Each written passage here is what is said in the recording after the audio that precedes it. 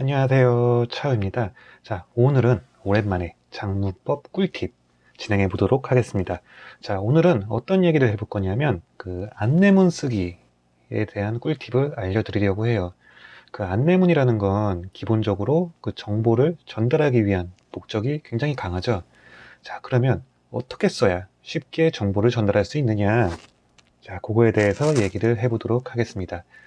자, 오늘은 세상에 존재하는 그 다양한 안내문 중에 우리가 그 식당에 가면 볼 수 있는 안내문들 있잖아요. 원자재에 대한 안내문들. 뭐 예를 들면은 뭐 동태집에 가면 동태의 효능 이런 거 써 있고, 오리고기집에 가면 오리의 효능 이런 거 써 있잖아요.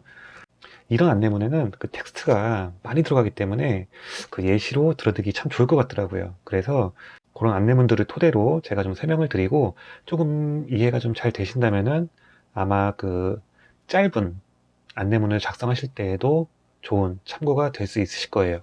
자, 그럼 지금 바로 시작하도록 하겠습니다. 뾰로롱. 글이라는 건 누구나 쓸 수 있지만 그 글에 담긴 정보를 전달하는 기능, 그거는 어떤 글이냐에 따라서 큰 차이를 보이게 됩니다. 딱 봤을 때 정보가 쉽게 인입이 되는 글이 있고, 그렇지 않은 글이 있죠.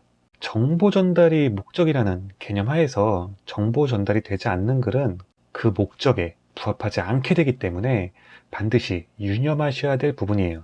빠르고 쉽게 들어가도록 하겠습니다. 간단히 생각하면 돼요. 입으로 읽었을 때 부드럽게 읽히는 글이 보는 사람으로 하여금 자연스럽게 흡수가 되는 글이에요. 왜냐하면 사람들은 그런 안내문을 봤을 때 입으로 소리내서 읽어보진 않아요. 하지만 그 글을 보는 순간 머릿속으로 그 글을 읽어보게 돼. 그렇기 때문에 머릿속으로 쉽게 읽히기 위해서는 입으로 읽었을 때 쉽게 읽히면 머리로도 쉽게 읽히겠죠. 자, 예를 들어서 자, 여기 아래에 문장 예시를 한번 보겠습니다.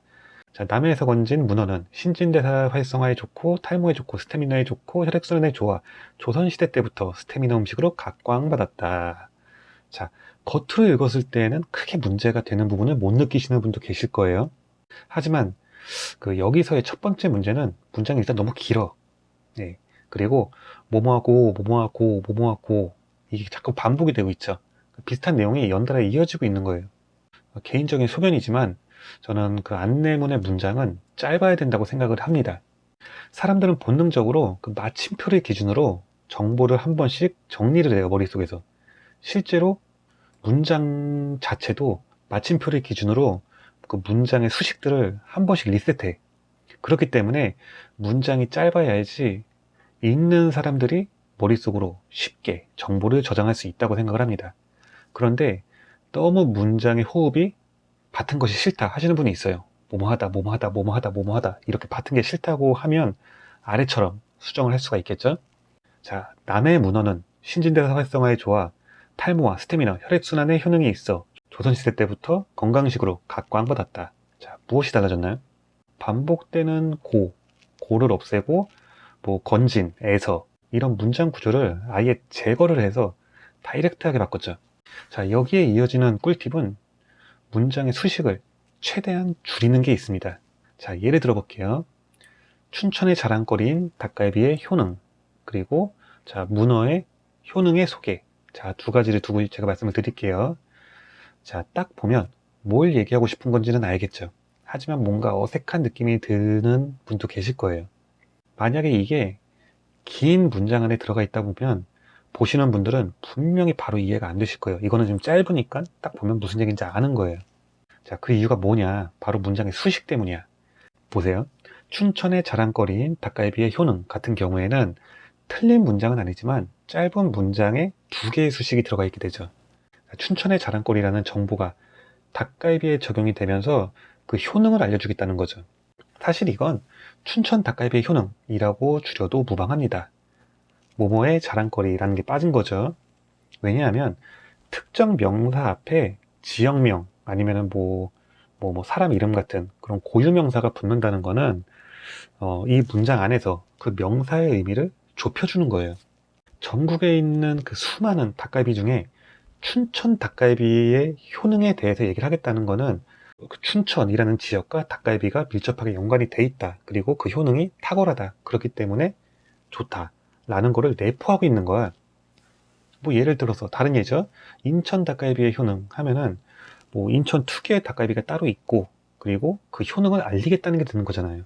결국 같은 정보지만 조금이라도 더 어필을 해보고자 하는 그 작성자의 그런 욕심 그런 게 좀 있다 보니까 불필요한 미사 여구가 좀 더 추가돼서 되레 가독성을 떨어뜨리는 경우인 셈이죠. 자, 그 다음은 그 문어의 효능. 아까 예로 들었던 거. 자, 문어의 효능의 소개를 볼까요? 이건 말할 필요도 없죠. 수식 구조가 엉켜 있습니다. 소개는 소개인데 어떤 소개냐 하면 효능에 대한 얘기인데 어떤 효능이냐? 문어의 효능이다. 이런 경우는 문어의 효능에 대해서 이야기를 하고 싶은데 이 작성자분께서 자신이 이 문어의 효능에 대해서 소개하려고 한다는 걸 되게 어필을 하고 싶은 경우 그런 경우에 쓰시는 경우가 많아요. 예, 이런 거를 나는 알고 판매를 하고 있다. 이런 거를 어필하고 싶으신 분들이 이런 실수를 범하시는 경우가 있는데 이런 경우에도 그냥 문어의 효능이라고 타이틀을 잡고 담백하게 쭉 내려가는 게 가장 효과적인 방법이죠. 자, 결론적으로 말씀드리자면 안내문에서 가장 크게 범하는 오류가 바로 욕심이에요. 자, 공익의 목적을 지녔든 매출의 목적을 지녔든 목적 때문에 최대한 짧은 시간 안에 많은 정보를 줘야 한다는 그런 생각에 사로잡혀요.